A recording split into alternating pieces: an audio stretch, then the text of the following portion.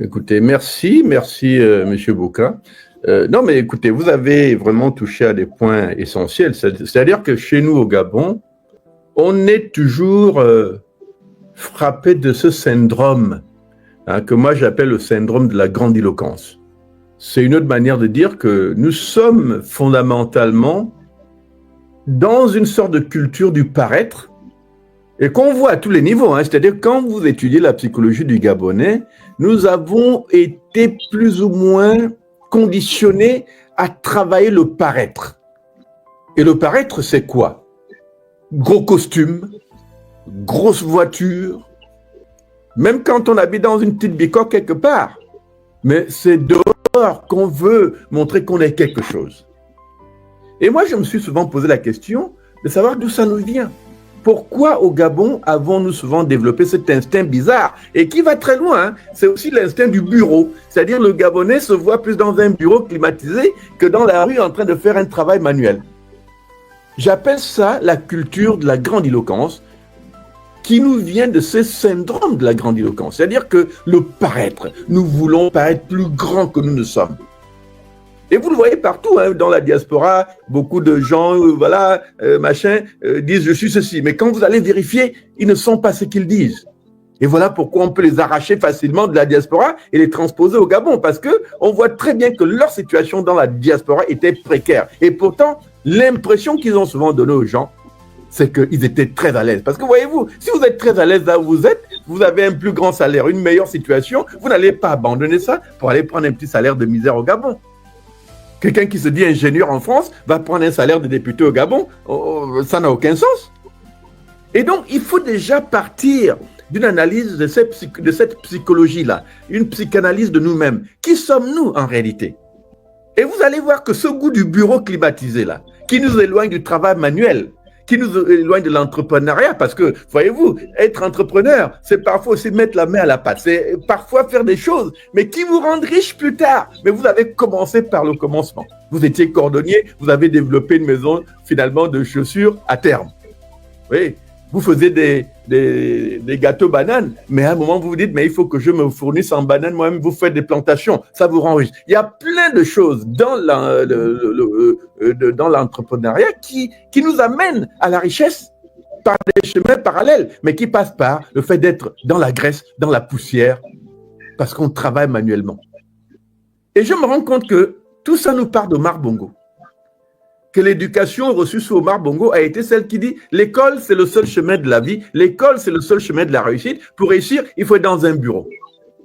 Et tout le monde a été tenté d'aller dans l'administration publique à partir de là. Il fallait devenir fonctionnaire pour fonctionner au Gabon. Il fallait devenir fonctionnaire. Quand vous n'êtes pas fonctionnaire, quand vous n'avez pas un poste budgétaire de l'État, vous n'êtes rien. Et ça a continué. Quand vous n'êtes pas ministre, vous n'êtes rien. C'est-à-dire qu'on commençait à négliger le fait d'être professeur d'université pour dire la seule manière de parvenir à quelque chose au Gabon, c'est d'être ministre. Là, vous êtes arrivé à vos fins. Vous avez atteint le pinacle de la société. Et j'ai envie de dire que cette idée de la grandiloquence, c'est un peu ce qu'on voit maintenant chez Oligui Nguema. C'est-à-dire, vous avez vu, c'est un homme qui aime la bombance. Il aime danser, s'amuser, les femmes. Cette culture, j'ai envie de dire barbare, qu'Omar Bongo a inculqué à tout le monde, elle se voit déjà dans cet homme, Oligui Nguema. La bombance, la danse, l'amusement. Donc quand on a le pouvoir, on ne le prend pas au sérieux parce qu'on ne sait pas ce que c'est que le pouvoir. Le pouvoir, on l'associe au fait qu'on va pouvoir prendre l'argent directement dans les caisses d'État pour mieux augmenter le paraître. Pour mieux augmenter le paraître, je dis bien ce que la para, cette idée de dire aux gens « je suis ceci » quand à l'intérieur vous êtes vide. Et voilà pourquoi quand vous parlez de priorité, M. Bouka, c'est clair. M. Oligui croit que Dubaï s'est construit en un jour. M. Oligui croit que le développement d'un pays se mesure à l'immeuble qu'on met dans une rue. Pour lui, c'est ça le développement. Quand il voit les gratte-ciel américains, il ne se rend pas compte que ça s'est construit dans le temps et l'espace. Ce n'était pas des choses improvisées. Quand il voit la naissance d'une ville, il ne voit pas que la ville ne naît pas avec les gratte-ciel. La ville naît d'abord des habitats simples que les citoyens construisent par-ci, par-là, et plus ils construisent dans un endroit, plus cet endroit attire les business, plus cet endroit attire l'activité, plus cet endroit grandit, et les immeubles ne viennent qu'après, comme aboutissement d'un processus.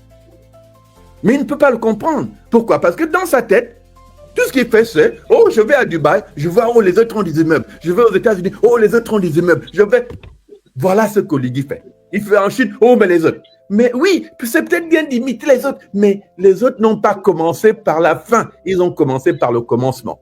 Avant d'arriver aux immeubles, ils sont arrivés, ils sont déjà passés par un petit chemin qui est bête et simple. Ça devient à partir de là une question d'abord de civilisation. Quand je dis civilisation, c'est-à-dire le côté civil, le côté cité, c'est une question de processus, ça se construit. Je suis un peu perdu parce qu'on nous a parlé d'un Libreville 2. Mais j'ai envie de dire, quel est le rapport entre le Libreville 2, par exemple, et le fameux boulevard du truc, puisque c'est ces immeubles qu'ils veulent construire là. Ça ne serait peut-être pas plus utile pour leur Libreville 2 si c'est vraiment un projet qui était réel. J'ai envie de me poser des questions. Est-ce que ce Libreville 2, c'est l'ancien Libreville qu'on refait ou c'est un autre endroit qu'on prend pour construire le Libreville 2? Parce que si il y a un Libreville 2 de prévu, le fameux boulevard de la fameuse transition-là devient inutile, un investissement inutile. Pourquoi aller encore moderniser et viabiliser cet endroit quand on veut faire un autre Libreville? Peut-être qu'on pouvait casser pour faire des logements sociaux là où habitaient ces gens-là. Seulement des immeubles d'habitation. Pour commencer, voyez-vous, si moi on me disait qu'on cassait pour mettre des immeubles d'habitation, ce serait déjà quelque chose d'important, parce que c'est du social. C'est pour dire, ces bas-fonds-là, ces machins, on va tout casser, mais on va mettre là des immeubles d'habitation, ou même demain, on pourra reloger les familles. Mais le sens de priorité n'existe pas, parce que c'est la grandiloquence, cette maladie, j'ai presque envie de dire mentale, qui semble animer notre homme. Il veut commencer par la fin, là où les autres commencent par le début. Or, le début, c'est quoi? C'est d'abord la viabilisation. Regardez un peu, M. Bouka. Quand vous cassez une ville, vous devez la casser avec un plan d'urbanisation qui doit tenir à la fois compte de ce que c'est que les immeubles en termes de business et ainsi de suite, mais aussi de l'habitat lui-même. Mais savez-vous ce que ça demande que de coordonner tout ça?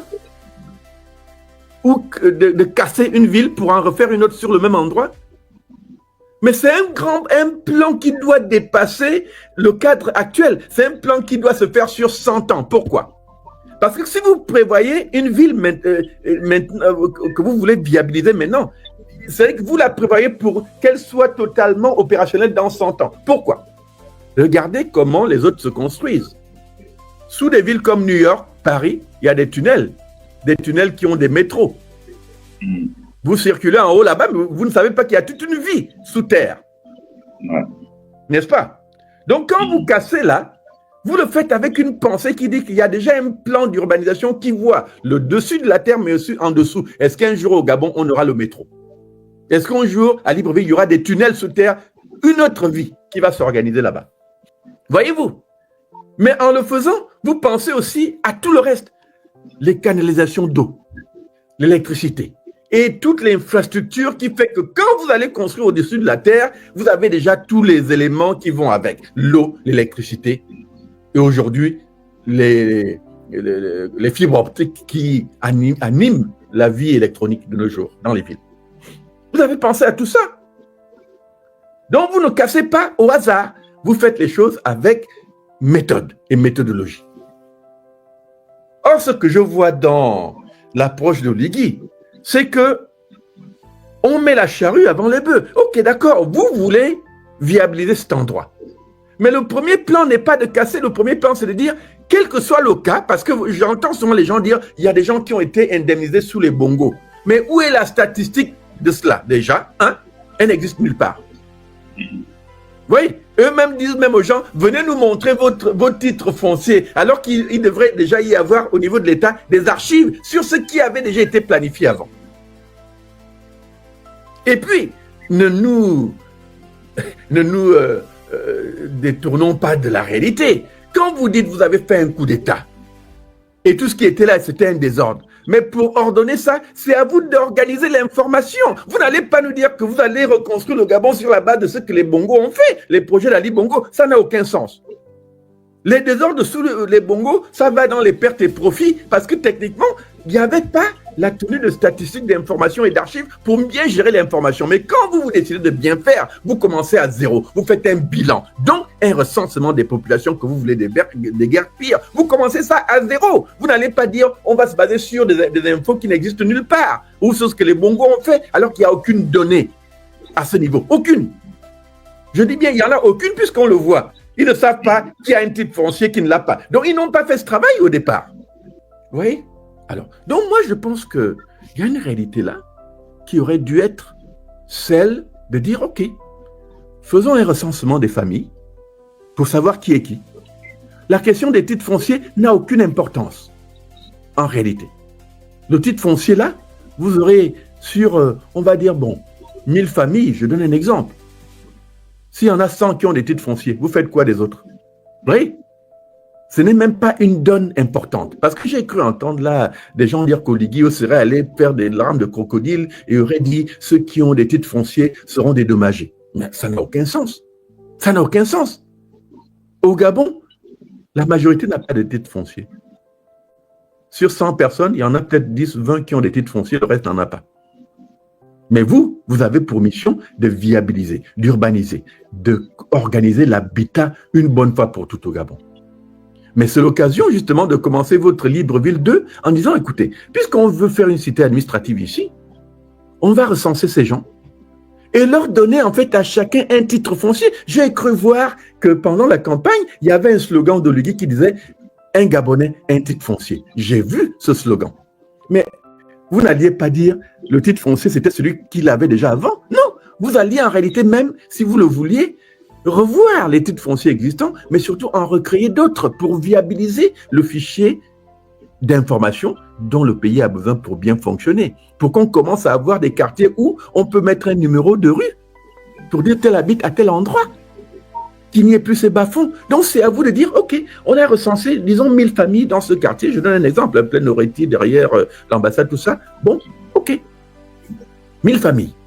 Donc on va ailleurs, on crée 1000 lopins de terre, 1000 parcelles. Maintenant, on donne, moi je dis souvent, le choix aux gens. Ok, on a vu votre maison, elle vaut tant. Vous préférez quoi? Maintenant, vous voyez, c'est pas à vous de décider. Vous dites à quelqu'un, vous préférez quoi? Une maison déjà construite pour vous, de 2-3 chambres, ou une indemnisation financière? Parce que nous, on a évalué votre maison vaut tant. Par exemple, M. Boukal a dit, si votre maison vaut 10 millions, vous savez très bien que cette valeur ne vous amène nulle part et ne vous permettra jamais d'avoir une nouvelle maison.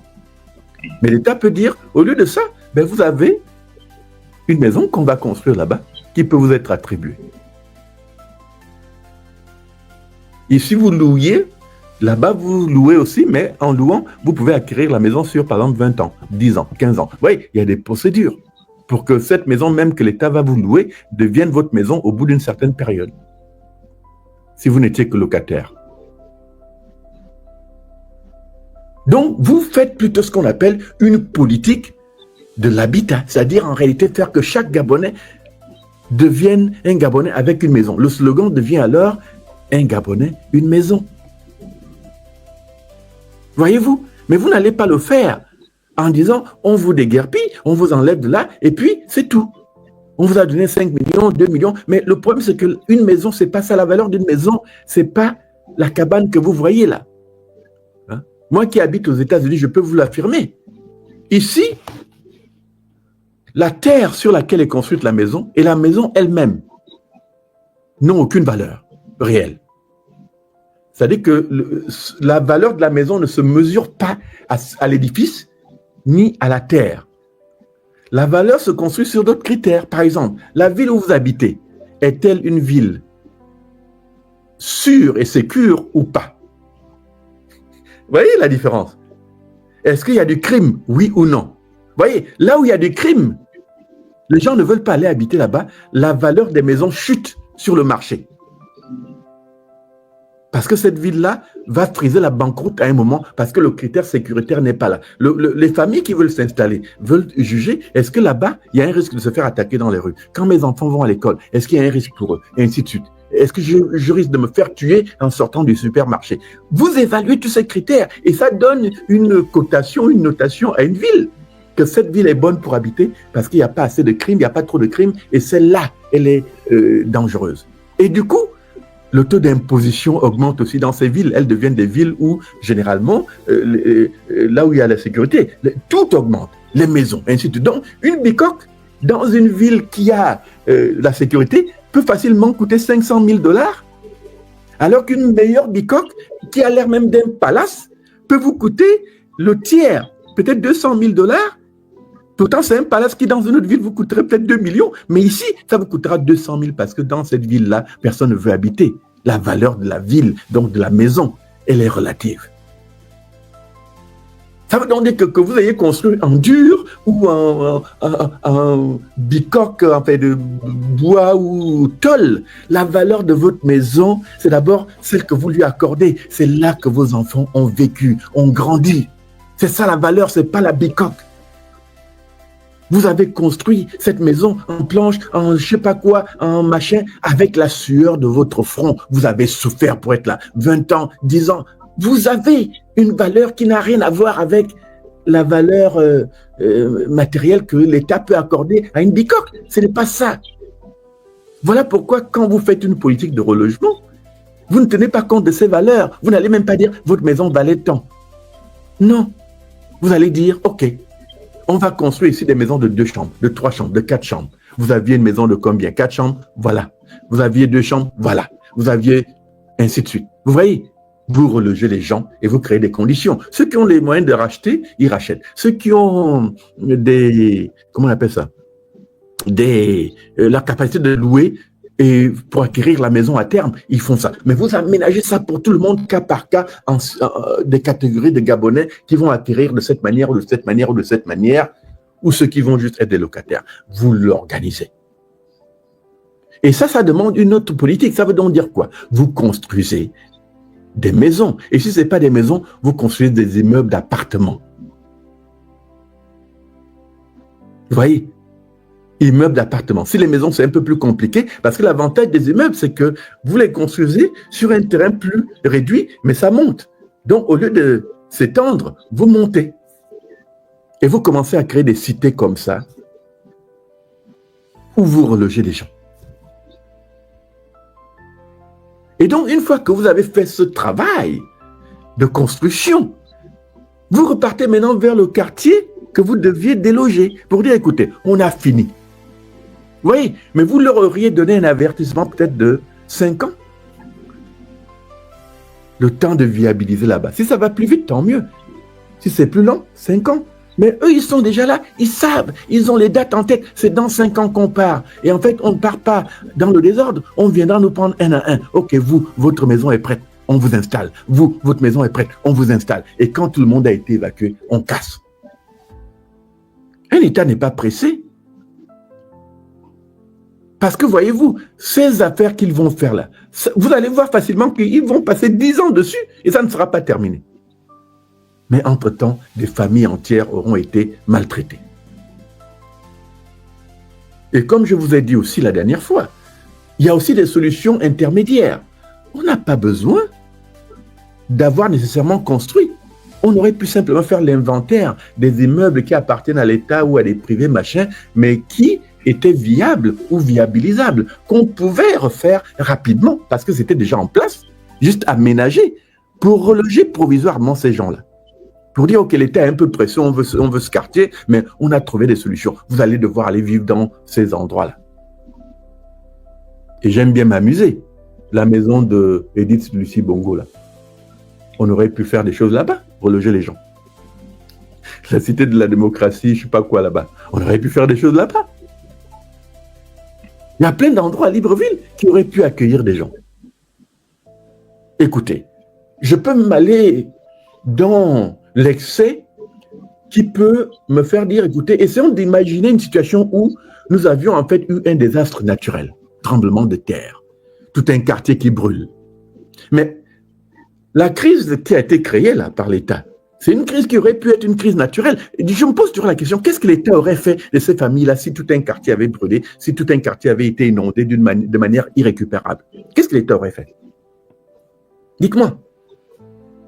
Parce que voyez-vous, moi j'ai vu aux États-Unis ici, pays pourtant développé, mais il y a eu des inondations dans certains quartiers. Qu'est-ce qu'ils ont fait? Ils ont pris des stades, des gymnases et relogé des familles, provisoirement, dans ces endroits-là. Parce que voyez-vous, je suis en train d'essayer de résoudre la question urgente qui est que, Monsieur Bouka, on a vu des images tout à l'heure, hein, des images comme celle-ci, où on vous dit, il y a des familles dans la rue.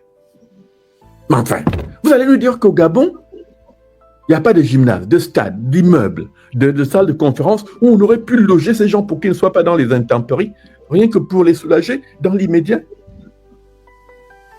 Installer des cantines où ils peuvent manger.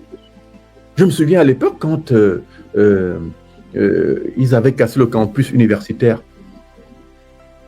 Bon, sous Omar Bongo, donc après les grèves des années 90 là, qui avaient amené la conférence nationale, mais on avait eu un problème avec le restaurant où la bouffe était mauvaise parce qu'elle a failli nous tuer. Nous tous, on a eu la diarrhée, l'intoxication alimentaire, j'ai failli mourir. C'est même en réaction à ça que j'avais écrit le tract qui avait déclenché finalement une grève suite à cette situation-là. Mais Omar Bongo nous avait envoyé manger à la Cité de la démocratie. Ils avaient organisé là-bas dans les salles de conférence un nouveau truc où on était allé manger là-bas maintenant au lieu de manger au restaurant universitaire où il fallait tout refaire. Mais c'est ce qu'on appelle pallier à l'urgence. Pallier à l'urgence. Je ne vois pas l'intérêt de créer une crise là. Vous voyez, moi je vois ça comme une crise naturelle. Qu'est-ce que l'État gabonais? Donc, s'il y avait eu une crise naturelle au Gabon, c'est comme ça qu'on aurait traité les Gabonais? Dites-moi. C'est comme ça qu'on aurait... Mais ça vous montre un État qui n'est pas préparé, qui n'a pas de vision. Monsieur Bouka l'a dit, il n'y a aucune vision dans cette machine, ce système-là. Et il n'y a pas de vision, pourquoi? Parce que c'est le même système PDG, c'est le même système Bongo, c'est les mêmes qui gèrent le Gabon. Oligui n'est pas un homme nouveau, je vous l'ai dit tout à l'heure. La manière dont le PDG gérait les problèmes, c'est exactement de cette manière qu'Oligui gère les problèmes. Pourquoi? Parce que le PDG gérait le pays avec arrogance. On a le pouvoir, on fait ce qu'on veut. Je me souviens de Bilé Binza à l'époque. On n'organise pas une élection pour la perdre, machin, on ne donne pas le pouvoir. Vous voyez, ça c'était au niveau institutionnel. Mais vous aviez aussi la même forme d'arrogance. Boubamba avait été déloger des gens à un moment là. Manu Militari. C'est la même chose. Sous le PDG, on a connu ça. Mais quand vous dites que vous voulez changer un système, vous essayez d'instaurer une autre philosophie, mais qui doit faire l'objet d'une vision. Ce n'est pas une vision du moment, parce que la vision du moment, ou plutôt le fantasme du moment, c'est celui de la grandiloquence, où on veut prouver qu'on est ceci, on est cela, on veut faire un Dubaï. Mais Dubaï, c'est du fantasme, c'est du rêve. Vous n'allez pas faire un Dubaï avec des populations pauvres. En réalité, dans les autres pays, les Dubaï, là, ce n'est pas vraiment des questions d'État. Aux États-Unis, vous voyez que ces gratte-ciel, c'est l'État qui les construit ou c'est le privé? Mais quand une population est bien séante, bienveillante et à l'aise, elle-même construit la richesse hors de l'État. Vous faites des milliardaires, des millionnaires, des gens qui vont s'investir et qui vont construire des immeubles eux-mêmes avec de l'argent privé. Vous pensez que les villes là naissent comment? Tout ce que l'État fait, c'est dire, ok, vous voulez construire un immeuble là, ok, d'accord, voilà un terrain. Mais l'initiative privée prend ça en charge. C'est ça qui crée les gratte-ciel. Vous croyez que les gratte-ciel là, c'est toujours l'État? En fait, l'État ne construit pas de gratte-ciel. C'est les intérêts privés. Quand vous attirez le business, vous pouvez aller dans n'importe quel pays pour dire, écoutez, nous on a tel atout au Gabon, venez faire des choses, et eux-mêmes vont construire un immeuble pour venir satisfaire leurs besoins.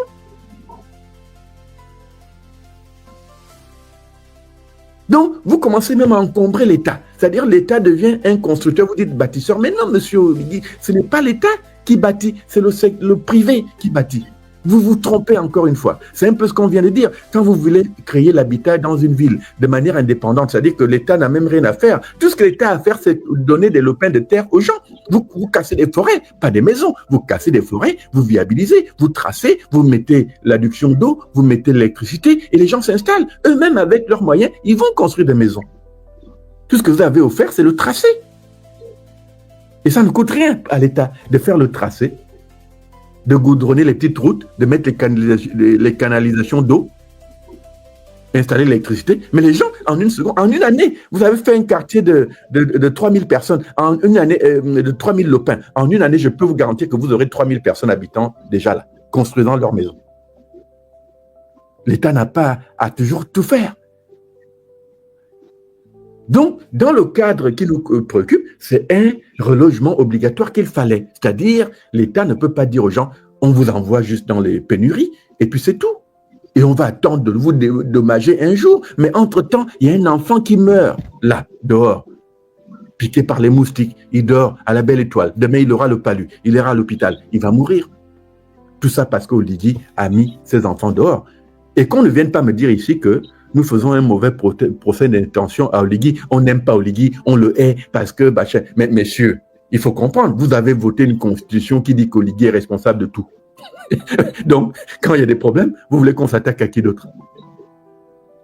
Hein? J'ai déjà entendu ces bêtises. Oh, vous haïssez Oligui, pourquoi vous concentrez toujours sur son nom? Pourquoi ne pas parler d'autre chose? Mais on va encore parler de qui? Il est l'alpha et l'oméga. Il a décidé que c'est lui le Dieu du Gabon. Sa constitution en fait un roi, un dieu. Personne ne peut le remettre en cause. Donc, quand il y a un déguerpissement comme ça, c'est lui le responsable. Il n'y a personne d'autre au Gabon. Tout le monde fait sa volonté. C'est lui qui commande. Personne ne peut redire. Personne ne peut remettre en cause ce qu'Oligui fait. C'est le pouvoir d'un seul homme sur tout un pays. Mais vous voyez, il faut vraiment être un grand génie. Parce que lui, il veut vous prouver qu'il est le plus grand génie du monde. Parce qu'il a tous les pouvoirs. Il a 100% des pouvoirs. Je dis bien 100% des pouvoirs de décision. Oligui les a. C'est de la folie. Mais tout humain a forcément des tares. Il n'y a pas d'humain parfait. Et la démocratie a cette vertu qu'elle décentralise les pôles de décision, elle décentralise les visions et permet la confrontation des visions qui est porteuse. Parce que quand on confronte, on finit toujours par trouver la meilleure solution. Voilà pourquoi la contradiction en elle-même, elle est bonne pour la société. Mais nous sommes maintenant dans une société où on vous dit, vous ne pouvez plus contredire qui que ce soit. Dès que vous contredisez, on vous dit, vous avez insulté le chef de l'État ou le président. Il y a maintenant un crime de lèse-majesté au Gabon où on vous condamne à quoi? J'ai cru lire des trucs de 5 ans d'emprisonnement, des amendes, machin. Monsieur Bouka, vous savez plus que moi ce que ça veut dire. Je ne sais même pas ce qu'ils ont voulu dire par là, que désormais, crime de lèse-majesté, on va vous... Je sais pas, mais ils ne définissent même pas c'est quoi l'outrage. Ça veut dire quoi? Qu'est-ce qui constitue l'outrage? À même au niveau plus concrétique.